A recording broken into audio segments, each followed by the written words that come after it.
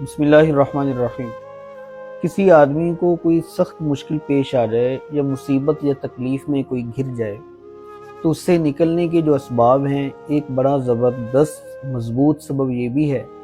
कि कुरान करीम में जितनी भी सजदे वाली आयात हैं, इनकी तिलावत करके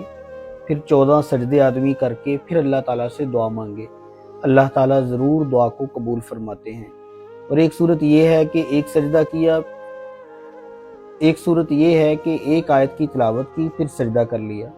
फिर दूसरी आयत की तिलावत की फिर सजदा कर लिया। इस तरह 14 आयतों की तिलावत और 14 सजदे हर एक का साथ साथ करने के बाद आखिर में तफसील से और अल्लाह ताला से ध्यान के साथ दुआ मांगे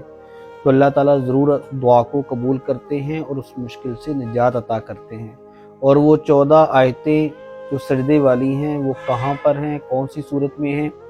सबसे पहली आयत सूरह आराफ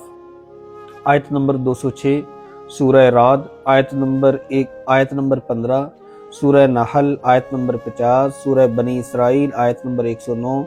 सूरह मरियम आयत नंबर 58, सूरह हज आयत नंबर 18, सूरह फुरकान आयत नंबर 60, सूरह नमल आयत नंबर 26, सूरह सजदा आयत नंबर 15,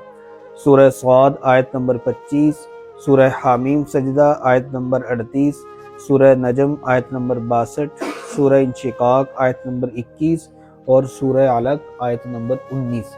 ये 14 आयात सजदे की तिलावत करके फिर उसके बाद सजदे करके अल्लाह ताला से जो भी दुआ मांगी जाए, अल्लाह ताला बंदे की दुआ को ज़रूर कबूल फरमाता है।